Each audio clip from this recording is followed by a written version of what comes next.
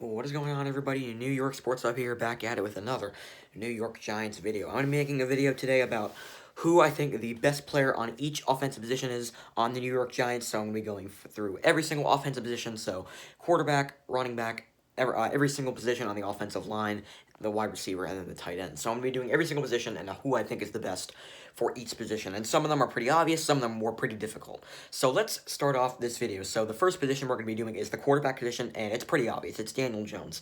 And we don't really know how many quarterbacks will be on the starting roster. It could be 3, it definitely could be 2. Daniel Jones is the easiest choice. I mean, he had a great rookie season.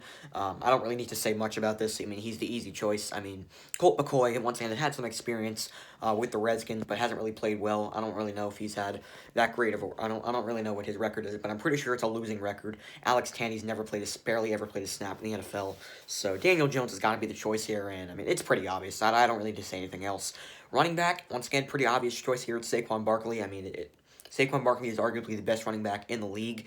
He's the most talented running back in the league, but Christian McCaffrey could be one. But Saquon Barkley definitely could arguably be the most talented running back in the league. He's one of the best running backs I've ever seen in my lifetime. And, I mean, he's only 23, 24 years old. And, I mean, it's the easy choice. He's one of the best running backs in the league. I really don't need to say anything else. I mean, we have Dion Lewis and Wayne Gallman. Wayne Gallman's never really proved to be good, and Dion Lewis is he's kind of a receiving back, and I mean, he's decent, but he's definitely not better than Saquon Barkley. He's not even close. So I mean, those are two easy choices there. So we move over to the offensive line, starting off with the guard position. And the guard position, we have two choices here between Will Hernandez and Kevin Zeitler. And Will Hernandez definitely struggled. And he was decent in 2018, but I was very disappointed with his year back in last year in 2019. He wasn't necessarily that bad, but once again, I was kind of a little bit disappointed with his play. He played okay. I think Will Hernandez is pretty decent, and I think he can be one of our best offensive line, but I don't think he's our best guard. For our best guard, I decided to go with Kevin Zeitler, and I don't think Kevin Zeitler is the greatest guard in the world, but he definitely gets the job done, and he was definitely probably one of our best linemen last year. He was so weak last year, and if I had to choose, I think I would probably have to choose him because, I mean, he played pretty well. I mean, he's getting up there in age, but he's pretty good. We got him in the Olivier Vernon trade from the Browns, and Kevin Zeitler, I think, is our most consistent lineman, and I was pretty impressed. So I thought Zeitler played pretty well. I was pretty impressed with him. And I think Zeitler is probably our most consistent offensive lineman, and I think he's probably our best guard because I do think Will Hernandez will be our best guard in the future, but once again, he hasn't really proven enough to be our best guard, so I decided to go with Kevin Zeitler for the guard position. So moving over to the center position, and we had a lot of guys play center. We had Spencer Pulley, we had Nick Gates, we have Shane Lemieux, but Shane Lemieux hasn't played a game in the NFL yet, so we can't choose him yet. So for the best player at the center position, I decided to go with Spencer Pulley. Now, a lot of people would probably say, why not choose Nick Gates? But Spencer Pulley's had a lot more experience than Gates has. Gates didn't really play at center that much. Although he did play well, he didn't really play that many games at center, so you can't really put Gates in that. I can't really give Gates the award yet because Spencer Pulley's played a lot more games at the center than Gates has. And obviously, Spencer Pulley didn't play fantastic. Once again, he did get the job done.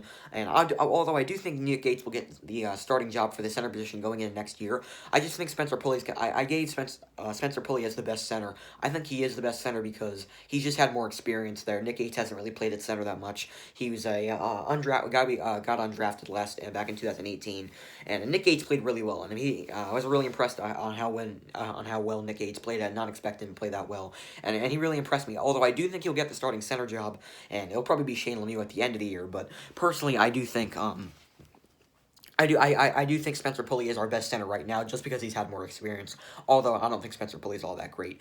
And moving over to the tackle position, and a lot of people are expecting me to say Andrew Thomas, but Andrew Thomas has not played a game in the NFL yet, so I have to go with Nate Solder here. And we all know how bad Nate Solder plays, but he has had some pretty good seasons with the Patriots. He was one of the more he was actually a pretty good tackle when he was with the Patriots. Came over here, and he's been absolutely terrible. I mean, he's arguably been worse than Eric Flowers. And, I mean, Nate Solder's been awful ever since he came here. But he's got to be the choice here because Andrew Thomas could get the job I mean, he'll probably start day one for the Giants. And Nick Gates technically didn't play much games at tackle last year, so I can't really choose him. So I decided to go with Solder here. Solder does have experience with the Patriots, although we all know how bad he played. But he's got to be the choice here because I can't choose Andrew Thomas because he hasn't played a game yet. So Nate Solder was kind of the only choice here, although I don't think Nate Solder will be with the Giants next year. I still think he'll get a spot because we don't really have a choice, and he might actually move over to the right tackle because Andrew Thomas has always been a left tackle. So he didn't give up a sack all year. I would choose Andrew Thomas, and obviously at the end of next year, if I decided to do this video again, it will obviously be Andrew Thomas will be our best tackle. But just for this year, because Andrew Thomas has not played a game yet, I have to choose Nate Solder because he's kind of the only guy on the board. So Nate Solder is our best tackle. So now we move over to the wide receiver position, and a lot of people would disagree with me on this, but I'm going to go with Darius Slayton. A lot of people would expect me to say Sterling Shepard. A lot of people think Darius Slayton will be the number 2 receiver, Sterling Shepard will be the 1, but personally, I think Darius Slayton's our best receiver. Nate Burleson obviously came out, it was really high on him. A lot of people are really high on Slayton. Personally, I thought he was our best receiver. I think he's better than Shepard, and Sterling Shepard's had obviously the concussion issues, and Darius Slayton, I think, will be a guy to stay on the field more, and I think Darius Slayton will be our best receiver for years to come.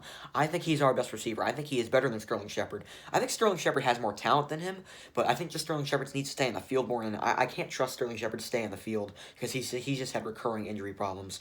So I can't really trust Sterling Shepard to be our best receiver just yet, and Golden Tate's a little bit up there in age. Golden Tate's okay.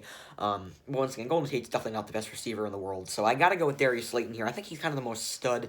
I think he's a stud. I think he's our best wide receiver. I think he's kind of the flashy pick for the best receiver on the team, and I think Darius Slayton's going to be our number 1 receiver next year. He had 8 touchdowns last year, and I think he's a really good. I think he's our best receiver. So Darius Slayton, in my opinion, is our best receiver. So now we move on to the last position in the video, the tight end position, and it's obviously going to be Evan Ingram, and a lot of people classify Evan Ingram as a top 10 tight end. Personally, I think he's borderline. Obviously, the tight end's not the strongest position in the world. You got obviously 3 really good tight ends in George Kittle, Zach Ertz, and Travis Kelce. But besides that, there's not 2 great tight ends. We got Darren Waller, we got Jared Cook. But besides that, tight end's not the strongest position in the world. But Evan Ingram definitely has a lot of talent. I mean, he kind of plays like a receiver more than a tight end because he kind of built like one. But Evan Ingram's a really, really good player. I still haven't given up on Evan Ingram yet. I still think he's a really good player. I still think he's got a lot of talent. I just think he's got to stay in the field because he only played half the season. He spent most of the year in the boot because he had the foot injury. And personally, I just think if Evan Ingram would stay in the field, I think Evan Ingram can be an elite tight end. I'm a big fan of him. I just think he's got to stay in the field. Just the kind of the mixture between a wide receiver and tight end just makes him so good and so kind of unique as a tight end. I just think Evan Ingram's really good. I just think if he could stay in the field, he can be our best tight end. And I know I'm not going to choose Caden Smith, although Caden Smith played really well at the end of the season. I'm definitely not going to choose him because, once again, he's only a rookie. I mean, he was undrafted. Caden Smith's we had a couple good games at the end of the year, but I mean, are you really going to choose him over Evan Ingram? Evan Ingram's played a lot more games than Caden Smith has. Although Caden Smith's good, I can't trust Caden Smith to be like an elite tight end because we all know he's not. He just had some kind of lucky games down there.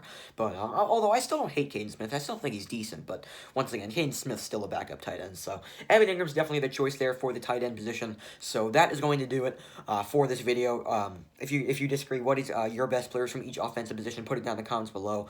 And yeah, once again, I'm patiently waiting for OTAs to start, training camp to start. Hopefully it starts pretty soon. And yeah, and stay tuned for the fantasy draft third baseman coming out later today. And yeah, stay tuned for that. So that's going to do it for this video. I hope you guys enjoyed, and I'll see you guys in the next one. Peace.